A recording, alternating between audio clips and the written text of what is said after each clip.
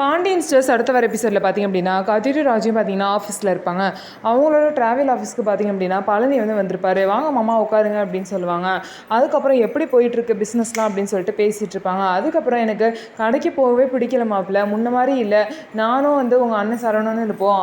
மாமா என்ன திட்டினாலும் வாங்கிட்டு அப்படியே எங்களுக்குள்ளேயே நாங்கள் ஷேர் பண்ணிப்போம்.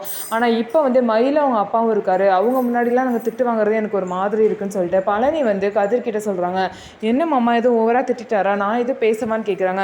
இல்லை இல்லை மாப்பிள்ள அதெல்லாம் வேணாம் அப்படின்னு சொல்லிட்டு பழனி பார்த்திங்க அப்படின்னா பேசிகிட்டு இருக்கும்போதே பழனிக்கு ஒரு கால் வருது. இதோ வரேன் 10 நிமிஷத்தில் ஆர்டர் கொண்டு வரேன்னு சொல்லிட்டு வேக வேகமாக கிளம்புறாரு.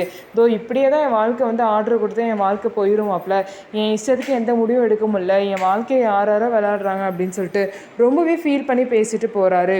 இன்னொரு சைடு பார்த்திங்கன்னா மீனா வீட்டிலேருந்து மீனாக்கு தீபாவளி சீர் கொடுக்க அவங்க அம்மாவும் அப்பாவும் வந்திருப்பாங்க. அதை பார்த்திங்க அப்படின்னா மாமியார் வீட்டில் செந்திலும் மீனாவும் அந்த சீராக வாங்கிப்பாங்க. அதுக்கப்புறம் தீபாவளிக்கு நாளைக்கு வீட்டுக்கு வந்துடுங்கன்னு கூப்பிட்டுட்டு போவாங்க. அதுக்கப்புறம் மீனா பார்த்திங்க அப்படின்னா மீனா ஒரு சந்தோஷமாகவே இருக்க மாட்டாங்க.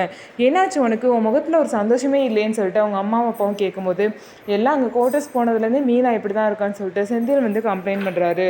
ஆனால் பார்த்திங்க அப்படின்னா மீனாவோட அப்பாவும் அம்மாவும் புரிஞ்சுக்காம தனியாக இருக்க தான் நல்லதுன்னு சொல்லிட்டு மீனாவுக்கு சொல்கிறாங்க. ஆனால் மீனாவுக்கு தனியாக இருக்கிறது சுத்தமாகவே பிடிக்கலை. ஸோ செந்தில் ஆசைப்பட்டாங்க அப்படிங்கிற ஒரே காரணத்துக்காக தான் மீனாவும் கூட போக வேண்டியதாயிடுச்சு. செந்தில் மீனாவை புரிஞ்சுக்கிட்டு திரும்ப அவங்க வீட்டுக்கு வருவாங்களா இல்லையா அப்படிங்கிறத வெயிட் பண்ணி பார்ப்போம். நம்ம வீடியோ உங்களுக்கு பிடிச்சிருந்தா நம்ம வீடியோவை லைக் பண்ணிக்கோங்க. மறக்காமல் நம்மளோட சேனலை சப்ஸ்கிரைப் பண்ணிவிட்டு பாருங்கள்.